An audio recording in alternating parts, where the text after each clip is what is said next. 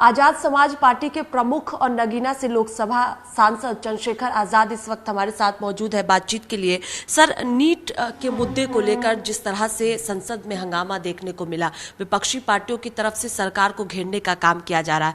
आप लोकसभा सांसद हैं, नगीना से चुनकर आए हैं, किस तरह से इस पूरे मसले को आप देख रहे हैं? देखिए, हमने जो आज सरकार से जवाब मांगा वो इसलिए मांगा क्योंकि नौजवान देश की रीढ़ है और जो बच्चे नीट के बच्चे हैं वो उनके कंधों पे जिम्मेदारी है, वो भविष्य है भारत का। लेकिन जिस तरह से भर्तियों में घोटाले हो रहे हैं, पेपरों में घोटाले हो रहे हैं, नीट के साथ साथ कई ऐसी भर्तियां हैं, जैसे यूपी पुलिस की भर्ती में घोटाला हुआ, पटवारी की भर्ती में घोटाला, 69 शिक्षक भर्ती में घोटाला हुआ। ये जो घोटाले हो रहे हैं, ऐसा लगता है कि ये सत्ता के संरक्षण में हो रहे हैं। तो नीट का विषय बड़ा विषय है और इस पर जवाब देना पड़ेगा। युवाओं के भविष्य के साथ खिलवाड़ नहीं कर सकते हैं। जिस तरह से एक प्राइवेट एजेंसी को ये कराने के लिए दिया गया है, ये भी शंका के घेरे में। उनका अपना कोई ऑफिस नहीं है, जो कर्मचारी हैं वो सब जो है आउटसोर्सिंग पे हैं। ओखला में उन्होंने एक जमीन जो है एक ऑफिस किराए पे लिया हुआ है। ऐसे में वो सब काम जो है प्राइवेट एजेंसी द्वारा करवा रहे हैं। तो पेपर लीक और कुछ भी बहुत सा संभावना है। तो पहले ये सीबीएसई कराती थी, तो कभी कोई इस तरह तो मेरा तो मत ये है कि पहले तो ये पेपर जो है जो लीक हुआ है, ये पेपर जो है पुनः पेपर कराया जाए और इसका सारा खर्चा जो है सरकार उठाए, बच्चों को इसका उनके आने जाने का, रहने रुकने का, सब चीज़ों का। दूसरा, इस तरह की प्राइवेट एजेंसी से, किसी भी एजेंसी से जो है पेपर जो कराने, ये बंद किए जाएँ। इसको जो है सरकार सिस्टम में लाया जाए, क्योंकि सरकार सिस्टम की जवाबदेही। अगर ये एजेंसी भाग जाएगी तो कल क्या होगा? पहली छमाही में 915 करोड़ रुपए का बिजनेस कर लिया उसने, इस पे जो है जो भी भर्ती है उसमें। तो इसलिए हम बच्चों के साथ खड़े हैं और दोबारा किसी राष्ट्रव्यापी समस्या आई है, ये महामारी जैसी है जो पेपर लीक है, ये भविष्य में ना हो बच्चों के साथ। इसलिए इस पर बहुत स्ट्रॉन्ग कदम उठाने चाहिए। सिर्फ सत्ता जो के पक्ष के जो लोग हैं या एजुकेशन मिनिस्टर है, सिर्फ मुंह से ना बोलें, कुछ करके भी दिखाएं, क्योंकि ये उन्हीं की सत्ता में और उन्हीं लोगों ने ये सब चीज़ें की। ऐसा नहीं कि उनकी नई सरकार बनी है कि पिछली सरकार में हो गया। पिछले 10 साल से भाजपा की सरकार, एनडीए की, उन्हीं की सरकार में सब हो रहा है। इसलिए जवाब उनको देना पड़ेगा और जवाब मांगने के लिए जनता ने हमें वहां भेजा है। सरकार की तरफ से कहा जा रहा है कि सरकार सदन में हर मुद्दे पर चर्चा के लिए तैयार है, लेकिन विपक्षी पार्टियां चर्चा नहीं चाहती है। हंगामा हो रहा है, सदन को स्थगित करना पड़ा इसकी वजह से। देखिए, ऐसा है, मैं चर्चा का पक्षधर हूँ, चर्चा होनी चाहिए, लेकिन चर्चा तभी होगी जब सत्ता पक्ष के लोग तैयार होंगे। मैं विपक्ष के साथी जो हैं वो जिस बात को उठा रहे हैं, देखिए बहुत बड़ा गैप नहीं है सत्ता और विपक्ष में। तो जनता ने इस बार उनको मैंडेट दिया है, या उनके साथ दल जो घटक दल है उनकी वजह से वो सत्ता में है। तो लेकिन हमें भी लोगों ने वोट दिया है, जनता ने हमें भी वोट दिया है। तो सिर्फ ऐसा नहीं कि जो उनका मन होगा वही होगा, ये फिर हिटलरशाही नहीं चलेगी। डेमोक्रेसी में विपक्ष का भी बहुत अहम योगदान है। तो हमें भी सुनना पड़ेगा, हमारे इशू को भी सुनना पड़ेगा, जो बर्निंग इशू है उसको सुनना पड़ेगा। जैसे आज टर्मिनल 1 जो है उसकी छत गिर गई, तो वहाँ जो इस समय जो लोग हैं उनको इलाज की ज़रूरत है। ये नहीं कह सकते कि भाई इनको बाद में इलाज देंगे, पहले दूसरे लोग को इलाज देंगे, ऐसा नहीं हो सकता है। तो ये जो फर्स्ट जो इशू है, जो बर्निंग इशू है, जहाँ नौजवान सुसाइड कर रहा है, बच्चे सुसाइड कर रहे हैं अभ्यर्थी, और वो अपने जीवन के साथ जो है जिस तरह का रिस्क ले रहे हैं, ये अच्छा नहीं है। हर व्यक्ति का जीवन मूल्य है। तो इसलिए ये बर्निंग इशू, इसको इस पर सुनना चाहिए। और मैं विपक्ष से भी कहूँगा कि वो भी जो है चर्चा का माहौल बनने दे, और ये तभी होगा जब अध्यक्ष जी सबको सुनेंगे, सबके साथ एक जैसा बर्ताव करेंगे।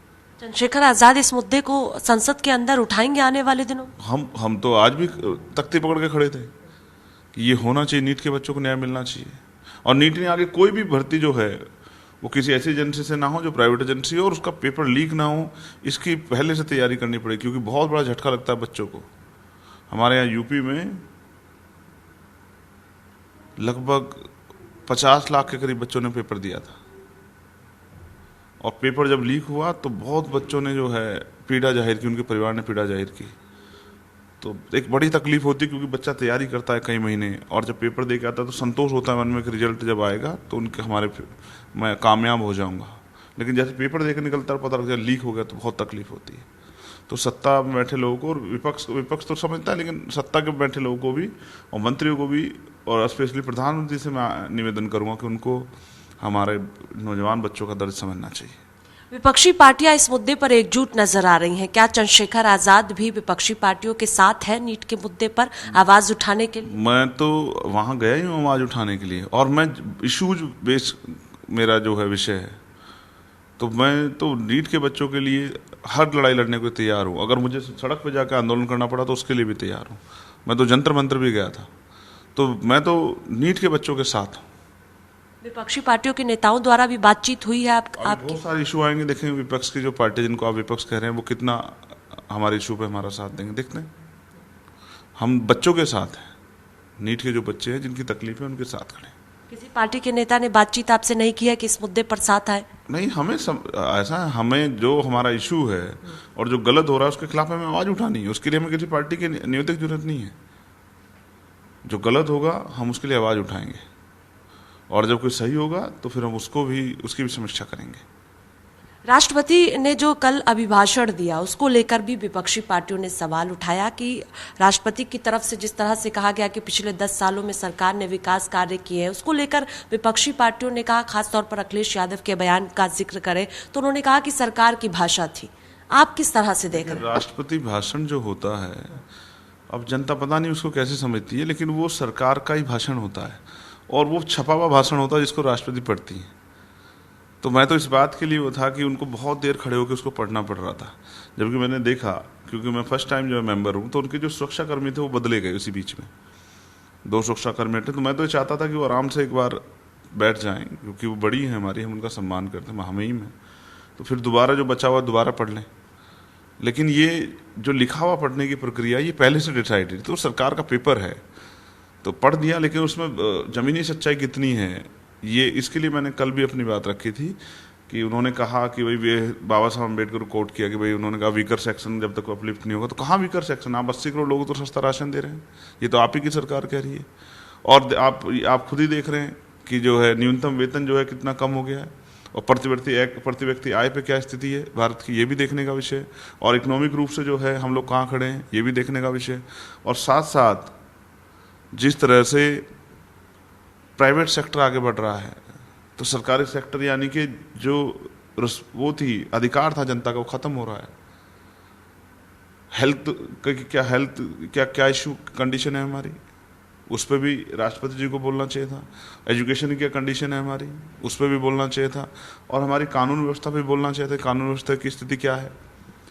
तो बहुत सारी ऐसी चीज़ें हैं, और उन्होंने महिलाओं के लिए स्पेशली कहा, मगर मणिपुर और तमाम जो है देश भर में जितनी जो महिलाओं पे हिंसा हो रही है उसके बारे में वो शायद एक शब्द नहीं बोली। संदेश खाली में जो हिंसा है उस पर भी वो एक शब्द नहीं बोली। तो मेरा कहना ये है कि सिर्फ सरकार का पेपर नहीं पढ़ना चाहिए राष्ट्रपति जी को, उनको वास्तविक धरातल की सच्चाई पे भी बात करनी चाहिए, और सरकार को कहना चाहिए कि वो सुधार करे, और वो सुधार नहीं करते तो फिर विपक्ष जो है अपनी बात रखेगा ही। और मैं आपके सामने एक बात विषय लेके आता हूँ। 4 साल पहले दिल्ली में हम लोग जेल गए थे 66 दिन के लिए, और विषय था दिल्ली में गुरु घर था, बहुत ऐतिहासिक गुरु घर है तुगलकाबाद का, उसको डीडीए ने तोड़ दिया था। फिर सुप्रीम कोर्ट का भी उस पर ऑर्डर आया, सरकार ने भी उसमें आगे बढ़ के कहा कि हम इसको बनाएंगे, लेकिन उसके बाद राम मंदिर का फैसला आया, तो राम मंदिर बन के तैयार हो गया है। लेकिन करोड़ों अरबों लोगों के आस्था के प्रतीक सतगुरु रविदास जी महाराज का जो गुरु घर था ऐतिहासिक, एक ईंट नहीं लगी अभी तक, उसके गेट भी नहीं खुले। तो सरकार जिस तरह से दूसरों की आस्थाओं का सम्मान नहीं कर रही है, तो मैं प्रधानमंत्री से निवेदन करता हूं कि उन्होंने भी वादा किया था, अभी वो पंजाब के इलेक्शन में जाकर कहे कि भाई हम तुगलकाबाद के मंदिर को ऐतिहासिक निर्माण कराएंगे। तो मैं पूछना चाहता हूँ कि निर्माण कब शुरू होगा? वो मुझसे हजारों लोग पूछते हैं कि वो निर्माण कब शुरू होगा। तो प्रधानमंत्री को जवाब देना चाहिए कि जाति और जनगणना वो कब करा रहे हैं, वो मंडल कमीशन की सिफारिश से लागू कराने के लिए उनका क्या जो है, वो उन्होंने अपने पहले टर्म में कहा था मंडल कमीशन की सभी सिफारिश लागू कराएं। आज वो उस पर कहाँ खड़े हैं? उनको बताना पड़ेगा पुरानी पेंशन पे उनका क्या मत है, रिजर्वेशन इन प्रमोशन पे SC/ST के लिए उनका क्या मत है। और ये बहुत सारे सवाल हैं जो आशा, आंगनबाड़ी और भोजन माता वर्कर हैं उनके मानदेय के लिए सवाल हैं, और अपने क्षेत्रों से जुड़े सवाल हैं, सड़क के, बिजली पानी के, रोजगार के, उन सब के लिए हम लोग सवाल पूछने के लिए पार्लियामेंट में हैं। और मैंने बहुत सारे जो है नोटिस और बहुत सारे अमेंडमेंट जो है दिए हैं, और उम्मीद है कि हमें कुछ पटल पे बोलने का मौका मिलेगा तो हम अपने क्षेत्र में क्या स्थिति है बताएंगे। मेरा सवाल यही था, क्योंकि नगीना की जनता ने आपको चुना है, नगीना में हम लोग की बातचीत भी हुई थी, जिस तरह से आपको प्यार दिया गया, समर्थन दिया गया, नगीना की जनता इंतजार कर रही है कि चंद्रशेखर आजाद किन मुद्दों को उठाते हैं। क्या क्या मुद्दे हैं जो नगीना से जुड़े हुए हैं, उत्तर प्रदेश से जुड़े हुए, जिनको आप सदन में उठाने जा रहे हैं? देखिए, नगीना जो है, नगीना में रोजगार की सबसे बड़ी समस्या है और रोजगार के लिए उनको प्लान करना पड़ता है, तो वहाँ इंडस्ट्रियल एरिया लगना चाहिए, ये बहुत ज़रूरी है। वहाँ एक भी हायर सेंटर नहीं है, ना स्टेट का ना सेंटर का, तो वहाँ एक एम्स जैसा हॉस्पिटल बनना चाहिए। वहाँ रामगंगा है, रामगंगा पे जो है एक बहुत अच्छा पर्यटन स्थल बन सकता है, जिससे रोजगार भी पैदा होगा और वहाँ का विकास भी होगा। बहुत सारी सड़कें का बुरे हाल हैं और पावर प्लांट नहीं है हमारे यहाँ पे, बिजली की बड़ी समस्या है। मैं तो खुद रहा तो कई कई घंटे बिजली नहीं आती थी, तो पावर प्लांट वहाँ बढ़ने चाहिए। वहाँ जो है लकड़ी का जो है नक्काशी का नगीना में उद्योग का बहुत बड़ा काम है, तो उस पर भी हम प्रयास कर रहे हैं, हमने अमेंडमेंट में दिया है कि इस पर भी जो है सरकार अगर अच्छे से काम करे तो यहाँ बहुत सारा जो है ये रोजगार विकसित हो सकता है और बहुत लोगों को जो है दुनिया में इसकी पहचान भी है और ये और आगे बढ़ सकती है। उसके साथ साथ महिलाओं के लिए कुटीर उद्योग लगे, ये बहुत इम्पोर्टेंट है, क्योंकि महिलाओं को खेत में काम करना पड़ता है, भट्टों में काम करना पड़ता है, कोल्हू में काम करना पड़ता है और अपमान भी होता है और पैसे भी पूरे नहीं मिलते, तो उनको कुटीर उद्योग के जरिए घर तक रोजगार पहुंचाना चाहिए। ये जिम्मेदारी है सरकार की, क्योंकि सरकार टैक्स लेती है। फिर जो है ये इम्पोर्टेंट इशू कि बच्चियों की सुरक्षा व्यवस्था अच्छी होनी चाहिए। एक भी जो है महिला विद्यालय नहीं है हमारे यहाँ, स्पोर्ट कॉलेज नहीं है, केंद्रीय विद्यालय नहीं है, तो मैंने सब चीज़ों को जो है सूचीबद्ध करके दिया है और मैं जितने संबंधित मंत्रालय सब जगह जो है लेटर लिखूंगा अब और उनसे प्रयास करूंगा जाके खुद मिलके कि हमारे क्षेत्र में विकास की गति जो है वो रफ्तार पकड़े और क्षेत्र जो है उसमें जो बुनियादी सुविधाएं हैं वो लोगों तक पहुंचे। अभी जो है उम्मीद है कि 1 तारीख को जब सत्र चलेगा तो हम सब लोगों को अपनी बात रखने का मौका जो है अध्यक्ष जी द्वारा दिया जाएगा। एक सवाल चंद्रशेखर जी सेंगोल से जुड़ा हुआ है। समाजवादी पार्टी के सांसद मोहनलालगंज से हैं आर.के. चौधरी, उनकी तरफ से पत्र लिखा गया स्पीकर को और कहा गया कि सेंगोल को हटाया जाए।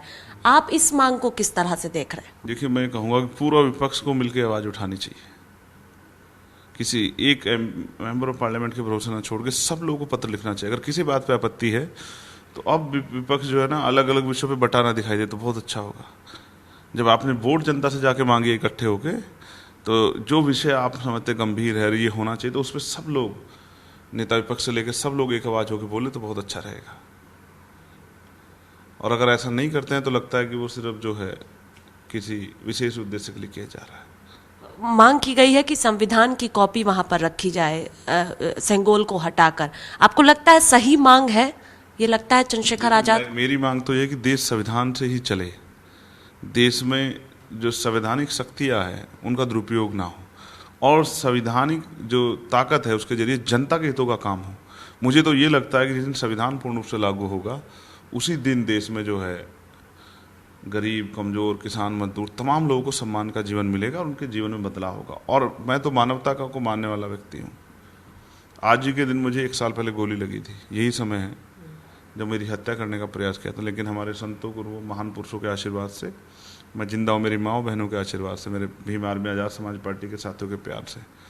लेकिन मैं तो क्योंकि मानवता को मानता हूँ तो मैं किसी की ज़िंदगी को कम नहीं आंकता। मेरी ज़िंदगी जरूरी है तो सभी की ज़िंदगी जरूरी है।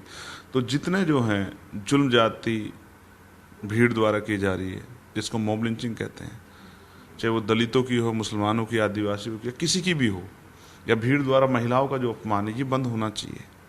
और इसको ये बहुत स्ट्रॉन्ग विषय है और ये इस समय की बुनियादी जरूरत है, क्योंकि भीड़ द्वारा हिंसा जो है टारगेटेड हिंसा पड़ रही है सत्ता के संरक्षण में। तो मैं तो विपक्ष के साथ ऐसे भी कहूँगा कि पार्लियामेंट में इस विषय को उनको जोर शोर से उठाना चाहिए और सरकार को कटघरे में भी खड़ा करना चाहिए और सरकार को भी जो है इस पर ठोस कदम उठाना चाहिए। एक सवाल अयोध्या से जुड़ा हुआ है। आप अयोध्या की तस्वीरें देख रहे होंगे इस वक्त। बारिश के वक्त किस तरह से गड्ढे हो गए हैं, सड़कें टूटी हुई हैं, वहां पर परेशानी हो रही है। आरोप लगाया जा रहा है कि जल्दबाजी में राम मंदिर बनकर तैयार हो गया, प्राण प्रतिष्ठा कराया गया क्योंकि चुनाव था। अयोध्या की जो स्थिति इस वक्त है, किस तरह से उसको आप चंद्रशेखर आजाद देख रहे हैं?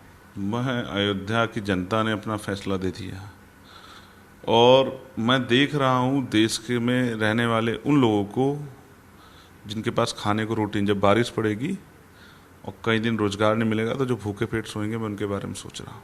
उन महिलाओं के बारे में सोच रहा हूँ जो अपने बच्चों को 2 टाइम की रोटी व्यवस्था नहीं करा पाएंगी, जिनके कच्चे मकान हैं, वो जब चूने लग जाएंगे तो वो रात को सो नहीं पाएंगे, बैठ के समय निकालेंगे। मैं उन परिवारों के बारे में सोच रहा हूँ क्या होगा।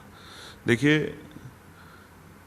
किसी भी धर्म के भगवान को इंसानों से अपनी सुरक्षा की जरूरत नहीं है, क्योंकि जब हम उनको ईश्वर मानते हैं तो ईश्वर तो बड़े होते हैं, ईश्वर से वो तो ताकतवर होते हैं, वो कमज़ोर नहीं होते। तो इसलिए मैं धर्म की राजनीति में कभी हिस्सा नहीं लेता हूँ। लेकिन जो मैंने आपसे कहा कि दिल्ली में अगर इतने बड़े पैमाने पानी भर जाता है और एयरपोर्ट का जो है, टर्मिनल 1 का जो वो हिस्सा जो है, छत जो गिर जाती है, और ये मेट्रो के जो हैं वो चूने लग जाते हैं, छतें चूने लग जाती हैं और गाड़ियाँ जाम से भर जाती हैं और समय और पैसा और ये सब चीज़ें खर्च होती है और डिस्टर्बेंस हो जाता है पूरा। और ये दिल्ली में जब ये हाल है तो आम गांव में क्या हाल होगा। तो सरकारों को बुनियादी चेहरा देखे कि योजना है नल जल योजना, उसके आप रिपोर्टिंग करने गई होंगी तो गांव में वो बीच में खोद के डाल दिया कि पानी की व्यवस्था होगी। 2 साल हो गए हैं। तो जनता की समस्या को भी नेताओं को और सरकारों को समस्या समझना चाहिए। मैं बार बार कह रहा हूँ अपने अधिकारियों से कि भाई उनको भरो, क्योंकि अब जब बरसात आ जाएगी तो उनमें बहुत सारे बच्चों को चोट लगेगी, किसी की जान भी जा सकती है, किसी का हाथ टूट जाएगा, सर फूट जाएगा। तो ऐसा मजाक मत करो जनता के साथ, उनकी भावनाओं का भी सम्मान करो, उनके आंसू की भी कदर करो। तो वो इंसान है, वो भी सोचते हैं कि भाई हमारी वैल्यू है। अगर श्रम का सम्मान नहीं होगा तो फिर देश में मैं नहीं समझता कि किसका सम्मान हो रहा है। तो श्रम का सम्मान, जो मेहनत का समाज है, कि कमेरा वर्ग है, किसान है, उसका भी सम्मान होना चाहिए। अब किसानों की जब ज़्यादा बारिश हो, फसलों को नुकसान होगा तो मुआवजे के नाम पे 2, 4, 10, 12 रुपये नहीं दिखाने चाहिए उनको, उनका सही आकलन करना चाहिए और उनकी मदद करनी चाहिए। और सरकार ने कहा था, यूपी सरकार ने चुनाव में, कि बिजली के बिल हम ख़त्म कर देंगे, फ्री कर देंगे, माफ़ कर देंगे। कुछ नहीं हुआ, परेशान है किसान बहुत पूरी तरह से। तो हम जिस क्षेत्र से आते हैं उनकी आवाज़ उठाना हमारी जिम्मेदारी है। मेरे यहाँ बाढ़ की सबसे बड़ी समस्या आएगी, आप देखना। तो मैंने अभी से अमेंडमेंट में दिया है कि साहब बाढ़ की समस्या से निजात दिलाओ जनता को हमारी, क्योंकि पैसा तो हर बार सैंक्शन होता है और वो पैसा के कागजों तक और फिर नेताओं तक और वो फिर अधिकारियों तक सीमित हो जाता है। तो जनता को उठाना पड़ता है नुकसान, किसी की फसल बह जाती है, किसी के बच्चे की जान चली जाती है, किसी को और नुकसान हो जाता है, बहुत परेशानी होती है जनता को। तो उनकी आवाज़ उठाना हमारी जिम्मेदारी, इसलिए हम लोग यहाँ हैं। एक सवाल यह है कि आपने चुनाव के वक्त देखा था कि आकाश आनंद को जिम्मेदारी जो दी गई थी उससे पीछे कर दिया गया था मायावती की तरफ से। चुनाव खत्म होने के बाद नतीजे आए, उसके बाद फिर से एक बार आकाश आनंद को जिम्मेदारी दी गई है। इसको किस तरह से देख रहे हो और चुनाव को लेकर चंद्रशेखर आजाद की किस तरह से आगे तैयारी होगी? आजाद समाज पार्टी किस तरह से आगे उत्तर प्रदेश में दिखेगी आने वाले दिनों में? देखिए, बहुजन समाज पार्टी की जो राष्ट्रीय अध्यक्ष हैं हमारे नेता बहन कुमारी मायावती जी, उन्होंने जो फैसला लिया है, पहले लिया, जनता ने उसका आकलन किया और अब जो लिया तो भी जनता उसका आकलन कर रही है। मैं तो उनको मंगल कामनाएं दूंगा। और आज़ाद समाज पार्टी मजबूती से उपचुनाव की अपनी तैयारी में जुटी हुई है। सभी बूथ कमेटियाँ, सेक्टर कमेटियाँ सक्रिय की जा रही हैं, भाईचारा कमेटियाँ बन रही हैं और काम करने वाले लोगों को आज़ाद समाज पार्टी मौका देगी। और उम्मीद है इस बार जब उपचुनाव के रिजल्ट आएंगे तो वो चौंकाने वाले होंगे। लगता है कि बसपा को नुकसान हुआ आकाश आनंद को जो हटाया गया? जनता आकलन करती है चीज़ों का कि कौन सी चीज़ कब। अब 40 दिन में अगर बहन जी ने उनको मैच्योर कर दिया है, उनकी अपरिपक्वता ख़त्म कर दी है, तो जनता सब देख रही है। वो ये भी देख रही है कि राम मंदिर की तरह ये फैसला कुछ अचानक तो नहीं लिया गया, इसमें बाद में गड्ढे तो नहीं गिर जाएंगे, जैसे वहाँ गड्ढे पैदा हो गए हैं और यहाँ किसी विशेष परिस्थिति में लिया गया, तो यहाँ ऐसा तो नहीं कि गड्ढे लग जाएंगे। तो मैं चंद्रशेखर गड्ढे नहीं आने देगा। बहुजन मिशन में, बहुजन महापुरुष सपनों में चंद्रशेखर आजाद रुकावट नहीं पैदा होने देगा। इसलिए चंद्रशेखर आजाद, आज़ाद समाज पार्टी, भीम आर्मी के नेता कार्यकर्ता दिन रात मेहनत कर रहे हैं। और मैं आपके चैनल के माध्यम से, क्योंकि आप मुझसे नगीना में मिली थी नूरपुर में, तो मैं नूरपुर, नगीना, नहटौर, नजीबाबाद, किरतपुर, शेरकोट, तमाम जो है हल्दौर, जितने भी हमारे वहाँ के सब साथी हैं, मैं उन सब का धन्यवाद करना चाहता हूँ, पूरी नगीना लोकसभा का, कि उन्होंने जो प्यार आशीर्वाद मुझे दिया है। मैं विश्वास दिलाता हूँ, क्योंकि आज मेरा पुनर्जन्म जैसे हुआ था। तो मैं जब तक जीवित हूँ नगीना के सम्मान के लिए और देश में रहने वाले सभी हक वंचित समाज के लोगों के लिए उनकी आवाज़ उठाता रहूँगा, पार्लियामेंट में भी और पार्लियामेंट के बाहर भी। चुनाव में सभी सीटों पर प्रत्याशी उतारेंगे चंद्रशेखर आजाद? वैसे ये फैसला पार्टी का है, लेकिन पार्टी की तैयारी मुझे लग रहा है सभी सीटों पे है। बहुत शुक्रिया बातचीत के लिए। चंद्रशेखर आजाद नगीना से चुनकर आए हैं, सांसद हैं और साफ तौर पर कहना है कि नगीना की जनता का जो भी मुद्दा है उसको सदन में उठाएंगे। और नीट के मुद्दे पर इन्होंने कहा कि छात्रों के साथ है, सड़कों पर उतरना पड़ेगा तो चंद्रशेखर आजाद उतरेंगे। कैमरा पर्सन देवेंद्र के साथ स्वाति पाठक, भारत समाचार, दिल्ली।